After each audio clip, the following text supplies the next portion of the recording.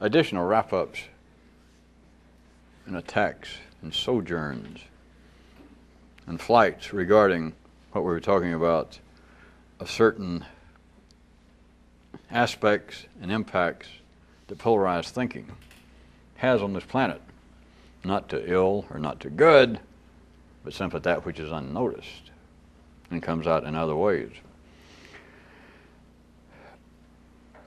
We were right on the verge of saying this, that polarized thinking is the secret author behind all of the cities, sarcasms, proverbs, humor,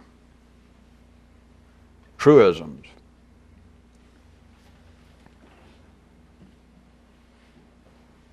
For example, let's start with non-sarcastic humorous. There are variations of an old one, I don't know who's first given credit, but that says,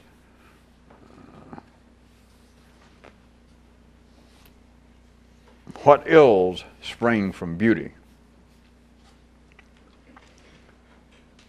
I don't know how many of you have ever thought about that or listened to it, or whether you even see any great importance, but I could make up another one, but that one just struck me, and I assure you that there have been many, many, many, many from all parts of the world, up into the romantic poets. But what ills spring from beauty? Now what's going on here is you have at least, or at best, in that sentence, you have a two-eyed view of the three-dimensional world, as always. And quite specifically, no matter how non-aggressive, no matter how unhostile, no matter how insightful the initial proverb may appear to be, the truism, the idea, you are always going to have irony as the result. It is inevitable because no idea, now we're not talking about a thing, remember. Once a poet, once a human says, what ills spring from beauty? Or beauty, what a fount of eventual ills. Beauty now, once it is spoken, we're not talking about the sexual smell and feel and nonverbal attraction of one person to another.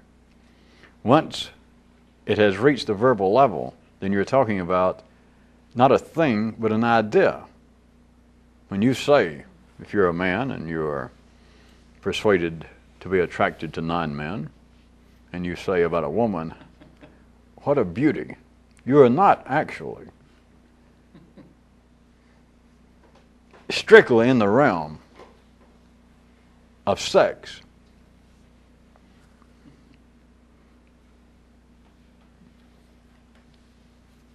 Perhaps many of you already understand what I was going to stop for a second, because there is no really way to describe this. Because to describe it, you're back on the same playing field. You're playing with the same equipment as the sorts of things at which we're trying to point. So to say that someone is beautiful, to say the woman is beautiful, is not the same thing that if we arbitrarily cut it back to the primary level and that we were not as we are now, but could still describe it. And there it was that you were sitting outside your cave trying to sing a little doo-wop, and this woman goes by, and you are suddenly overcome with the desire to engage in sexual intercourse. And as the psychologists say, you jump her bones. That is not the same as beauty. And you miss a quite valid, very subtle aspect. It does not mean that the woman is not attractive in this case. But that is not the same thing as once a poet, once an ordinary mind, says the word beauty and describes a nonverbal reality. It would not be the same, and it's certainly not just sex now, for this nonverbal creature that I am fictitiously describing, it would not be the same if he turned around and suddenly he saw this beautiful apple laying on the ground. It would not be the same as him turning to the same apple, if we're now in a different situation, and him make some comment about the delightful, refreshing taste of an apple. Or to say that an apple is a joy to eat. One does not cancel the other, but they are not the same thing, not just theoretically. Operationally, they're not the same thing. So when someone says, make some comment, let's stay with beauty for a second. It's not that their comment is wrong, but then the truism, that, and if it wasn't beauty, it could be something else. From all goodness springs eventual ill. And we could take examples of religion. Do-gooders, how all do-gooders eventually end up doing non-good to somebody. Those who will not cooperate, those who will not contribute, those who say, get away, I don't want good done to me, mind your own business. And then such people are inclined to say, hey, screw you.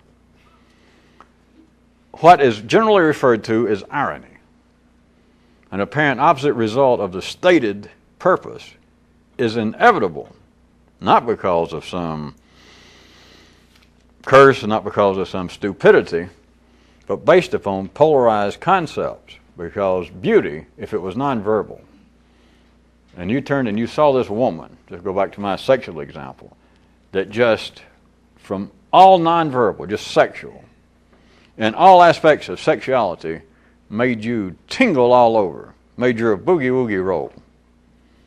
And let us say that she outlives you, or that you only see her once. Her beauty has not faded. The sexual attraction between her and you, let's say, does not fade.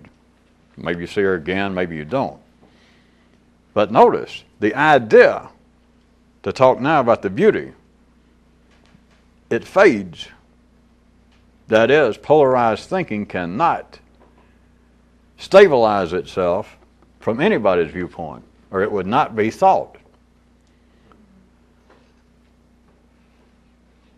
It thus turns out on a more broad basis,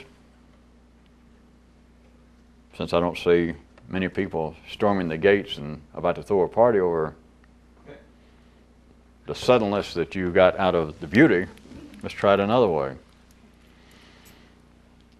No secondary aspect, nothing that can be described, can ever electrically fulfill its promise permanently. Permanently. Let me try one more time about the sexual thing. I know that people age. Don't get distracted. Now I know that you could look at a movie star or somebody that just, a next door neighbor that attracts you, and you don't see her for 40 years and you see her later and she looks horrible as far as you're concerned. I know all that. But that is not the same as the secondary detailing of the secondary affairs. And when they come out as being words of wisdom, truisms, such as, from beauty springs all ill. Philosophers, poets, all sorts of people could sit around and ponder that. At their most non-aggressive, trying not to be sarcastic, not some smart ass somewhere going, that's true, and the person then sort of chuckle. Like, and I'm glad to hear it because that means all the people who are better looking than me, they're going to get real ugly. People that go out and work out in gyms and guys that get, they reach 40 or quit doing it, and all muscle just turns to absolute flab. Which I hear people love to say that, which is not true, but it's the same thing as saying from all beauty comes ill. People that look better than I do are dead at the age of 20. Have you ever noticed those kind of people? Then we all get to be 50 and you see them and they even look worse than I do. They do it about ideas, they do it about philosophy, they do it about religious, political ideas. That even that which seems to be, now we're just using one person's view. There's no comment to make on it. It's not the right or wrong, but one person. is speaking or writing or thinking.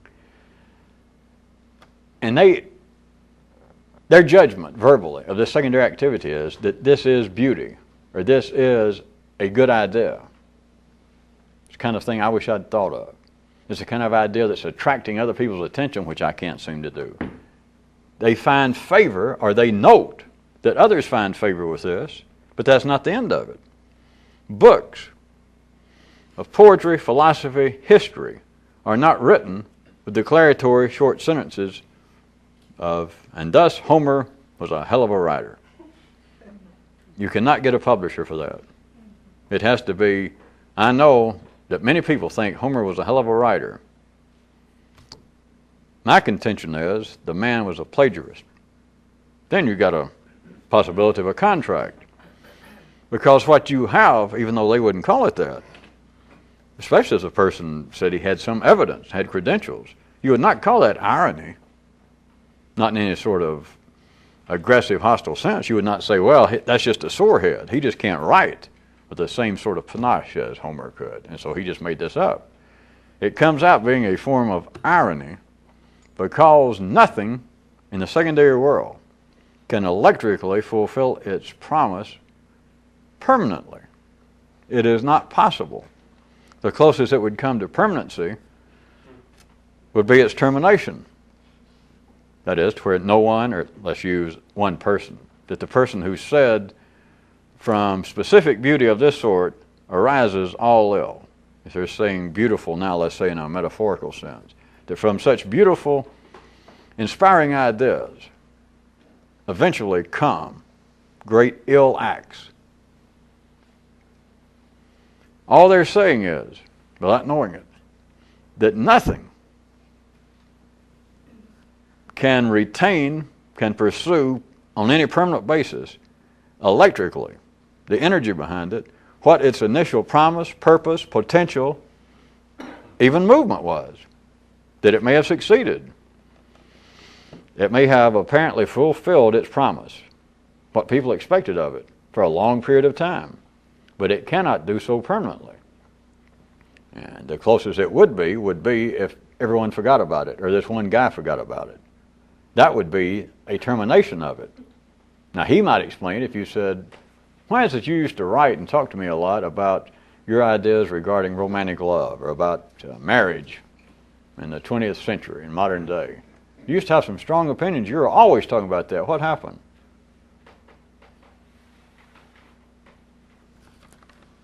A termination of one's interest can apparently be, if you didn't look any further, it could apparently be an exception to what I was stating. But it would be then that that energy was no longer part of the fuel process of this one person's intellectual process. Other than that, if anyone retains an interest in something over a period of time, then they are faced with this, that electrically, of course they look at it philosophically, psychologically, intellectually, and especially out thereally, it was their fault. Something shifted out there, something changed.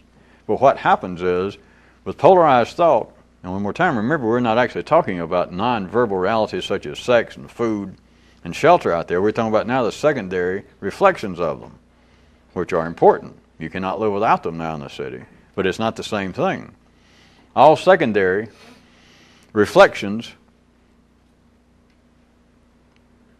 are polarized, and they electrically cannot fulfill, they cannot continue along the lines of their promise, their expectations, even their apparent successes, permanently. The basis of this comes out in many ways that's never analyzed. And one is neither the good nor the bad guys can win. Nobody has the last word. And this, I guess some of you can already fill it in, this results, or is part of that which results in institutional, philosophical, and individual conundrums about why is life as it is? Why, if you do good, the people step on you? Why, if there is a force somewhere in the universe that wants us to do good, why the hell didn't it make us do good? Why does it let badness come over us? when you have a situation wherein, as you do in polarized affairs, whereas neither the positive nor the repelling end of the magnet, whether good or evil, they're good guys or they're bad guys, no one can have the final word, what happens? Remember, the basis of what we were talking about for the last couple of nights is the unnoticed aspect, the practical aspects of what polarized thinking does to ordinary city life. Is that you're faced with not just the apparent ironies that life is not all that good, and even when you try to do good, sometimes it seems as though worse things happen and all that crap. It's more than that. It's the good guys and the bad guys, not just morally, could be intellectually, that neither camp can have the last word. Now, I want you to understand that. I want you to understand that the electrical, polarized nature of human thought cannot stop. If it stops in your case, you stop. And somebody may come to visit there at the funeral home. But when the polarization ceases, you cease. And yet part of the makeup of the human intellectual process is that apparently the intellect itself is seeking a final word. Not only a final word in some great philosophical sense, such as what's the nature of the universe, and how come you never see two shoes that match in the highway, down to the individual level, is why am I never satisfied? Or why is she never satisfied? Why is he never satisfied? Why is it that about the time I have something figured out, when the kids will come around and ask another dumb question? Or why is it about the time that I believe that I have satisfied myself that such and such view is correct, and I'll go ahead and send in my subscription finally to the National Review? About that time, then another little anomaly pops up, and I think, no, I cannot really call myself a full-fledged Republican, conservative, Baptist. It is because neither camp can have the final word. You understand? And yet the very energies that are driving the human intellect says that its purpose is to find the final word, that is the only gauge for success, is to get to the end of a sentence, to cut the thinking process into knowledge. So simultaneously you have it motivated, you have it driven. Make it real crude then, that the whole point of being a modern, sophisticated, educated person with an intellect is to get from here to Flagstaff. And then to find out that no matter what you do, this side of dying, which still is no guarantee, but no matter what you do, once you are what you described, what I described for you, a modern, sophisticated, educated, full-functioning, thinking individual, human, once you're that, it is not possible, period. It is not possible to get to Flagstaff. It's not possible. Just forget it. Well, you don't have to forget it, because if you don't know it, you couldn't forget it anyway. You'd have to write it down and say, well, wait a minute, that's something to believe in. Oh, wait a minute, that may be the basis of a new religion. Of course, it's be hard to get up on the marquee outside. Instead of just Lutheran, you can't get to Flagstaff. Well, I guess you get one of those portables, but it's not, it's not a belief, see. Because if you understood it, you don't have to not believe it, you don't have to believe it, you don't have to then forget it. You just understand it. There is I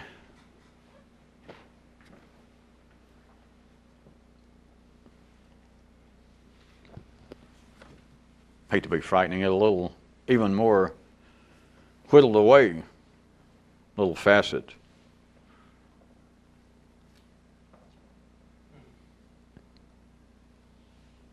Let's go back and look at it from the position of humans, as though it is an actual psychological, in some way, byplay between two people out there. A real little subtle part of this is that when one person is driven to make a judgment to verbalize an ideal or an idea about another person, such as their beauty, their wisdom, their sterling character.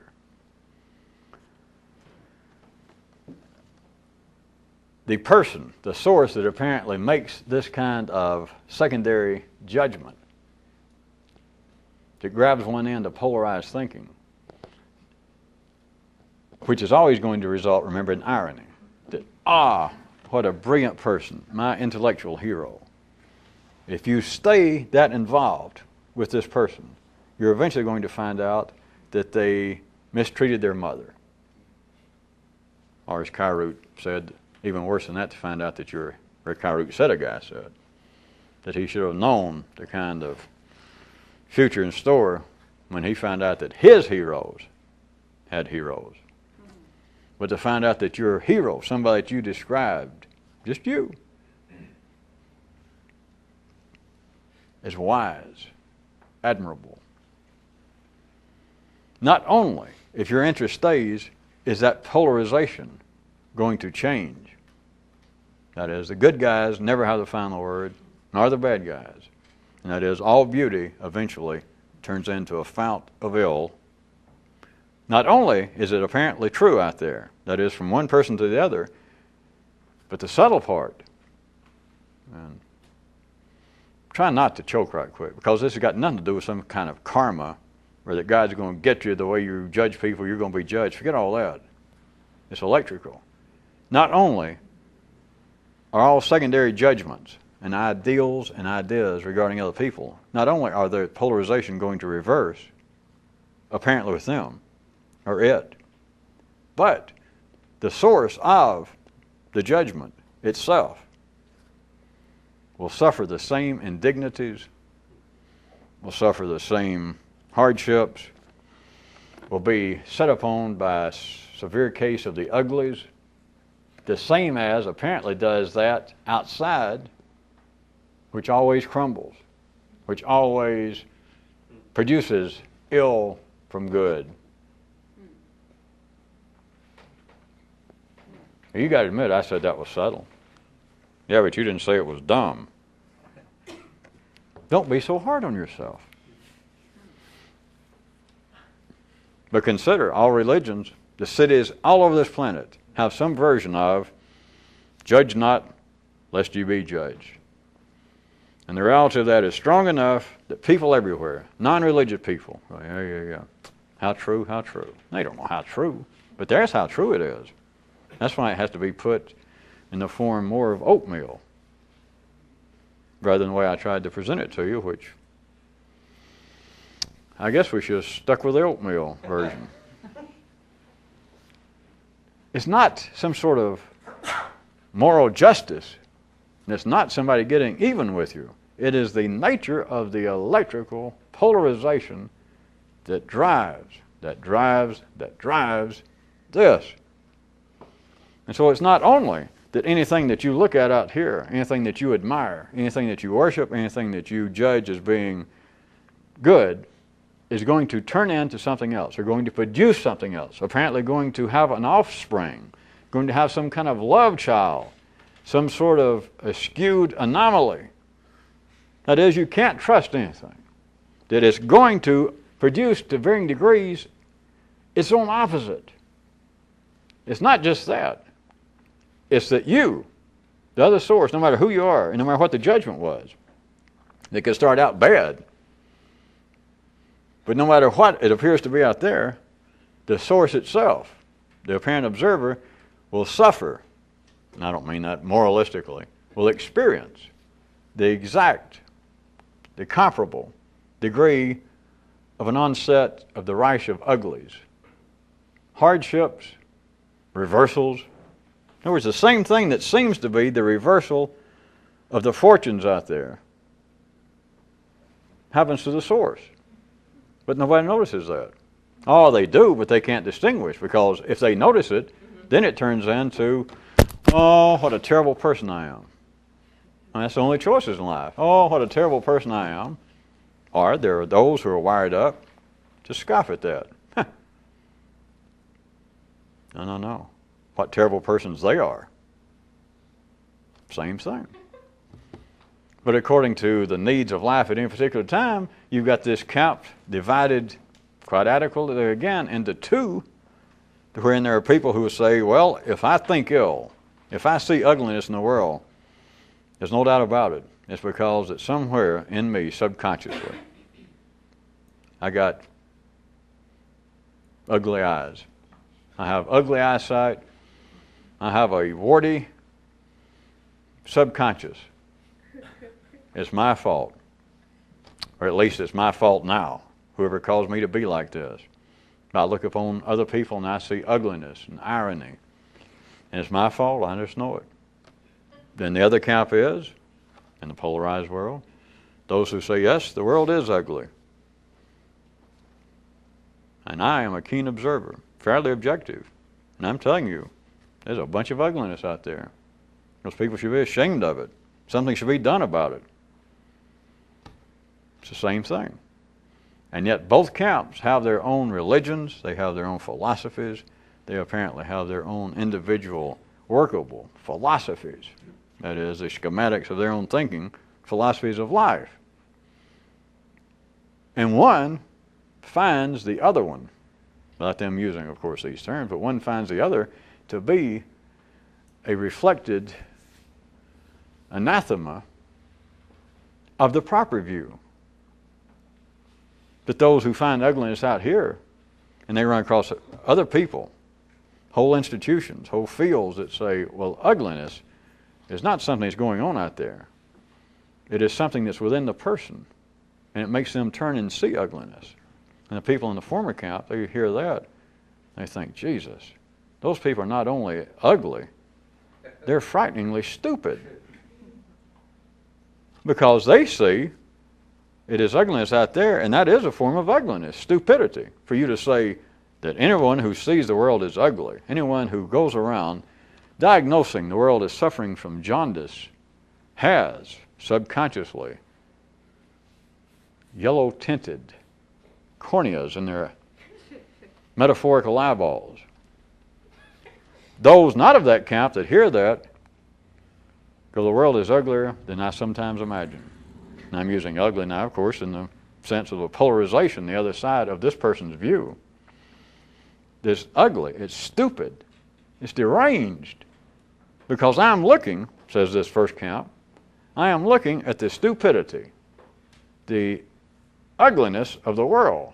And now somebody, obviously kin to these people, somebody stands up, writes a book, states, tells me that that's not ugliness. And for you to say so, talking to me, for you to say so simply shows that internally you must be a very ugly person. And that part of humanity thinks, God Almighty, these people are idiots. And of course the other camp has their view that the ugliness of life is we're in some way a participant in it. It has to do with your view. We're all projecting our subconscious, our subjective pictures of what should be right and wrong out there in the world. And then out there in the world comes people from the camp that I just played the other part that stand up and say, that's a bunch of hogwash. There is ugliness. There is stupidity. It's not some kind of reflection. I'm looking at it. And so from the other camp, they punch each other and say, there it is. There is the very thing we're talking about. And of course, the other person, if they heard that, begins to really get hot. No, it's not. And of course, the more they say it's not, the more this camp goes, see, there it is. What can you do? Because what you can do is live. What you can do is breathe, which is what life is doing.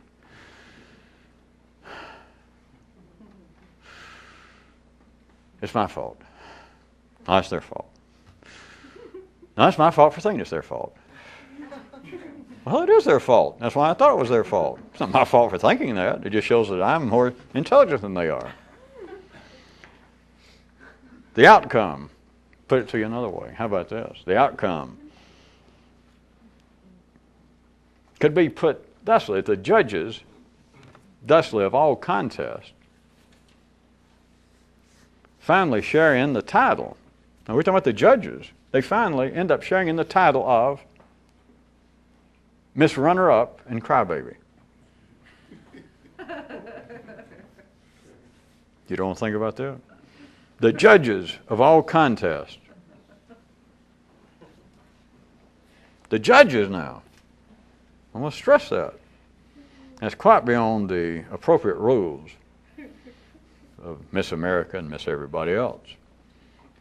But what it amounts to is the judges of all contests then, finally, are going to share in the title.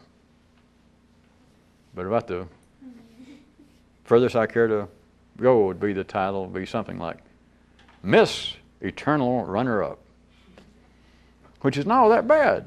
It just sounds bad. Because in a polarized world, once you see it, Miss Runner-Up, this is not really true mathematically.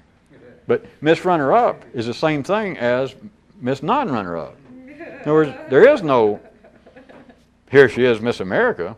The best they can do is say, here she is, Miss America, what do they call it? The number 2 or runner-up. And then when they say, all right, Miss Runner-Up, then you keep expecting, all right, after that, then they're going to say, and now for the real one. But Miss Runner-Up is it. Of course, you're going to get really good. There are 2 Miss Runner-Ups. But notice, if you really get good, it's what I put it this way, the judges share the title. So they don't have to come out and say, well, here is the winner, is Miss Runner-Up.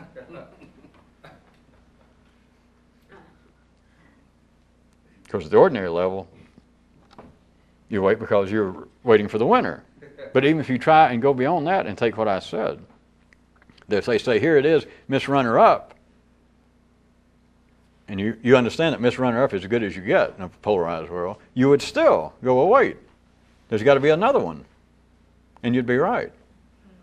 But don't keep looking out there because they're not going to bring out 2 Miss Runner-Ups so that it balances out.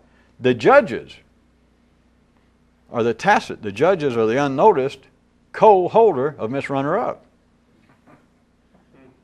Oh, come on. Think about the injustice. I'm sorry. Think about the justice. Yeah, but that's no justice. I mean, it's not plain. In fact, that's no justice. I don't hardly understand it. So it can't be justice. I can't resist one more quick time. The best that can come out of a contest in a 3-dimensional world run by polarized thought, the secondary world, the winner of the contest cannot be Miss America. They're going to say, here is the first runner-up, or the runner-up. That's the best you can do. If there was a winner, it'd be the same thing as finally justice, goodness, triumphed. Finally vanilla won out and chocolate is done for. Don't wait for an atom bomb. That is simply the cessation of life at this level. The good guys, the bad guys, vanilla, chocolate, up, down, right or wrong, are not going to have the last word until, of course, it's time for the last word. And then we will not be around here talking about this. But between here and there, neither the good guys nor the bad guys can have the last word. No one can be Miss America. The best you're going to get is runner-up. But there are 2 runner-ups. You can't have one end of a magnet. There is no such thing. You cannot say, well, today the winner in life is, the prevailing force is the positive magnetic force. Come on now, you got to know that. It's not that that statement is right or wrong to say, well, no, the positive magnetic force was not preeminent today. The magnetic hegemony was not in the camp of the negative. It doesn't matter whether that's right or wrong. It can't be. You can't say that the winner today was the positive. That is, to the exclusion of the negative. The positive could only win.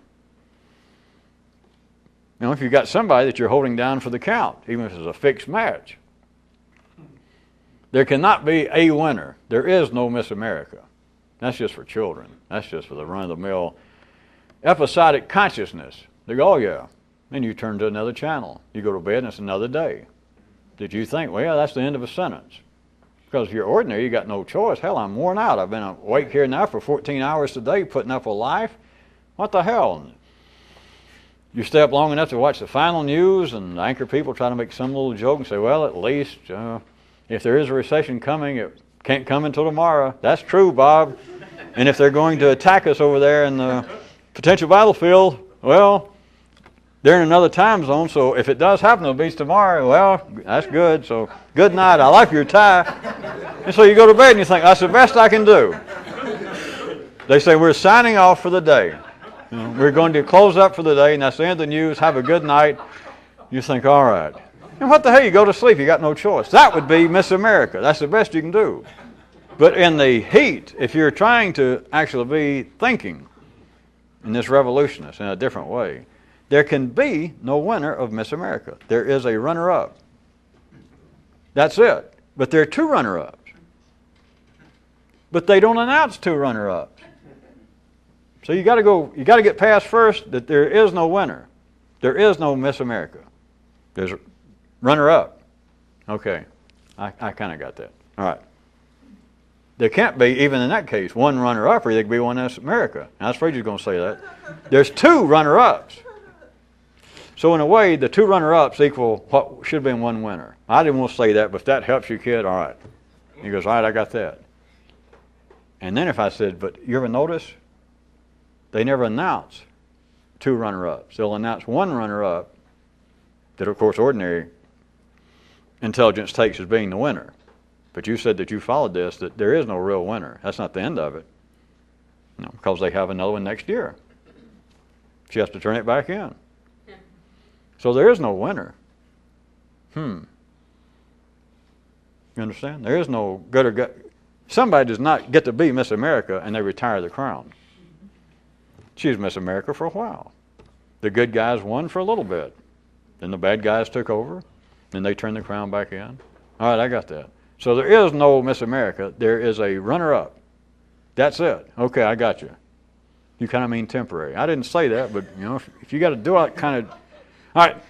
So there's runner-up. Okay, but you understand, once you get that far, there's not one runner-up. There are two runner-ups. That's the closest thing that you can say to equal a winner. There's got to be two runner-ups to balance it. You can't have just one end of a magnet. You can't say, and here it is.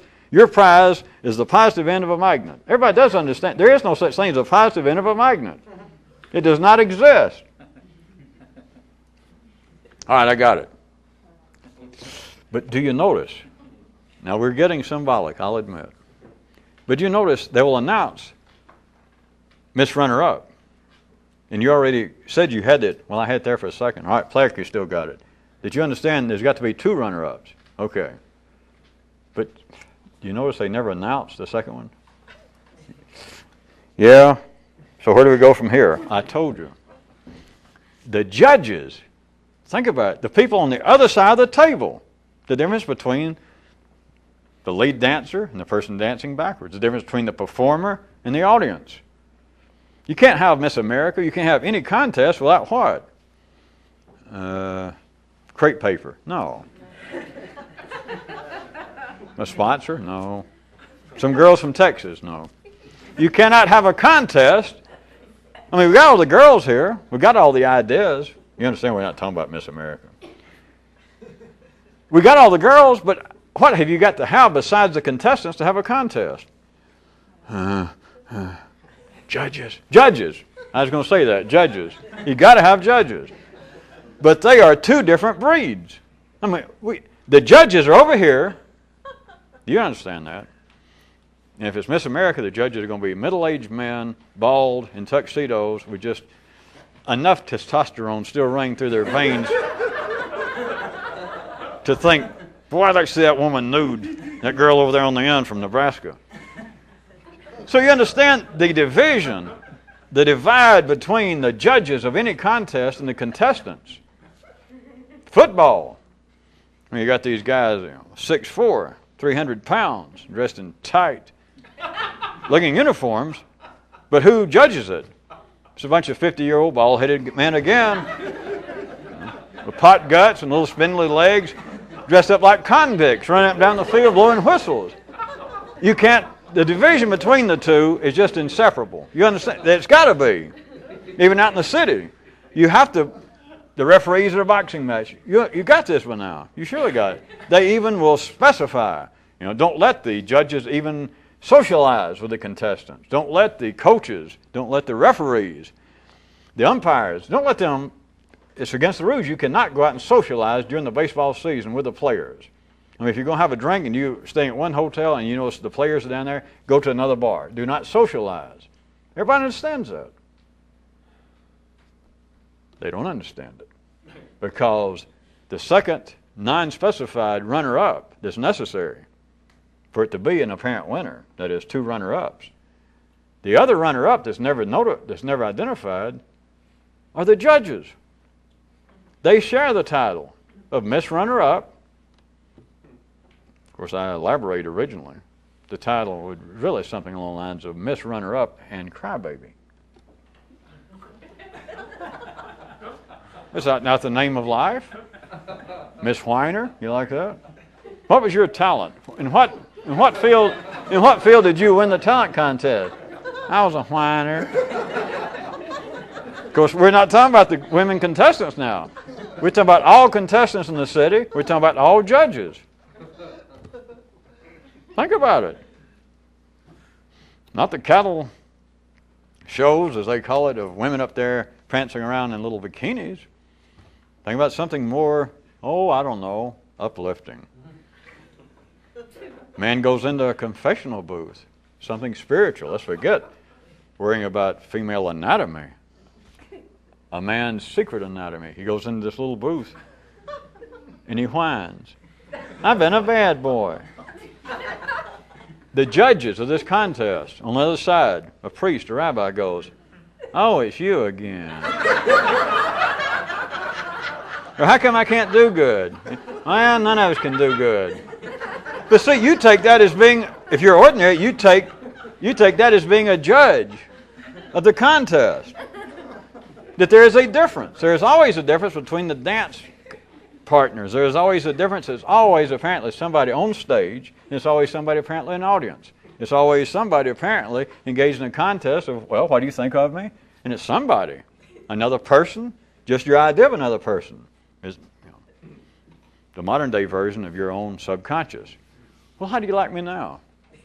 God, I'm still terrible. Now you stand in front of a mirror. And of course, you don't actually need a mirror, but most people are so limited in their intellectual capacities, ordinary people, that they insist on having a mirror at home. And they'll go, well, I cut my hair and got my nose done, I dyed it, and now I bet I'll look a lot better now when I go out. No, I don't. No, I don't. So you would come out and you were the contestant, and you went, oh, and you went. There is no possible separation between the contestants and the judges. And hence again, as part of the quite tangible and absolute insistence out in the world that you must keep them separate. They cannot socialize, and they, of course, think they're talking about actual, tangible, material spoilage going on between a possible judge and a possible contestant. It's not that. What they're trying to say, which keeps things churning, they're trying to say, well, listen, if we're ever going to get anywhere in life, we have got to take the positive end of a magnet and keep it away from the negative end, or we'll never get things sorted out. And everybody's intelligence that followed that goes, yes, that's true. And it was polarized intelligence that went, yes, that's true. And of course, it was polarized intelligence that only sees two ends of a magnet. That we will never get anywhere in life. We'll never get anywhere talking about beauty contests. We'll never get anywhere talking about physics. We'll never get anywhere talking about morality. Unless we can separate the positive end of the magnet from the negative. And just, we've got to keep them apart. You can't.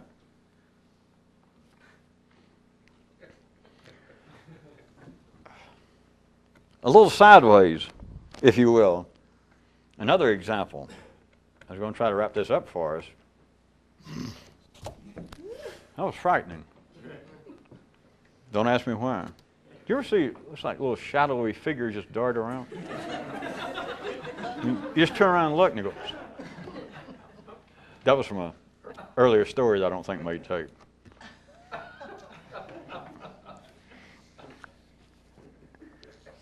There's another aspect. Let me give you another example.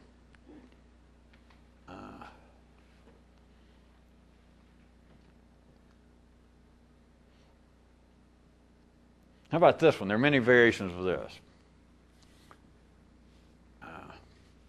Proverbial wisdom. Truism. I'm sure this is probably a fairly close quote to somebody. But it says, the dumbest of women can always manage even the most cleverest of men. The dumbest woman can outmaneuver the cleverest man. Everybody has got some variation of that. We hadn't changed the subject. I'm just turning what we're talking about a little bit. We're still talking about polarized thinking in its aftermath, but we're getting at the heart of something, if you can follow it right quick. There's a new element in this kind of example, because the truism of the dumbest woman can manage the cleverest man. On the surface, by any reasonable interpretation of that, you're talking about a secondary activity of an intellectual nature. Whereas the new element, this one is opposed to from all beauty springs all ill and that kind of thing. This one, more specifically, you have brought in an element, in this case, of sex. It goes unstated. Sex, a primary activity as opposed to a secondary activity, which is what thought is. But to say the dumbest woman can outsmart, can handle, can manipulate the cleverest of men. Well, now everybody knows that's true. Just got their sexual socks pulled up somewhere around the ankles. Everybody knows that's true. You can take a man, a PhD. It happens all the time. They try to keep it hidden. But Homer started spilling the beans eons ago. You can take a man just clever, Nobel Prizes and all that. A Lolita will show up. Some woman from the Appalachian Mountains, from the Carpathian Mountains, even worse. Illiterate. But looking like she's going to light up Paris. Just his sort. And she can come along, woman who's not only never heard of Homer, he tries to talk to her, she never even heard of literature. She said, what is that? All right, well, everybody knows. You can either look to history or look somewhere in your family, or God forbid, look in your own immediate past. And next thing you know, here is this guy, and as they say, his nose is so open, he's just following her around, like this. But the description is the dumbest woman under the right condition. Of course, all truisms, all proverbs are tacitly, of course, saying that under specific conditions, but the conditions are so common that this has become a truism, or it is proverbial wisdom. That just constantly, a woman that by anybody's definition was dumber than the guy, that's why I went to all that extreme. A woman that's almost illiterate. A woman whose idea of culture is picking her ear. Can take some guy, an artist, a great thinker, a politician, a great church leader, and suddenly she can just do anything to him. All right, but the description always is she can outsmart him. She can manage him. And everybody knows that's true, except the unsaid part. It's no great secret, but the unsaid part that's not included at all is the new element compared to the early example I was trying to use on a more esoteric level of beauty coming from ill coming from beauty, is now the element is directly there of a primary activity behind this. That is, as far as your own perception, I know goes without saying, but I'll go ahead and say it to keep the dialogue here running. She does not manage him, in my example, because of her intelligence, because we already quoted the truism that the dumbest woman can always manage even the cleverest of men. So we're not talking about that she's smarter here. Oh, that's what it says. The dumbest woman can always outsmart the cleverest man. That's true. But the unsaid part is, the element you brought in is sex. She's not outsmarting him. It's sex operating. It's no secret. But there is no way, or it does not happen. I'm not even going to try to make up one. You do not have proverbs. You do not have truisms. You don't have conventional wisdom that points directly at that. Try it yourself. You can make up one, but it's not clever. I mean, you can make it up to say what's happening in my example, that everybody knows that if a guy gets all attracted to a woman, she can make him do anything. You cannot come up with a clever proverb. Try it yourself. You can come up with something that explains it. It's not that hard. But nobody would ever remember it. Nobody would repeat it. Nobody would go, boy, is that sharp? God, that'll be a proverb someday. It won't happen. Think about it.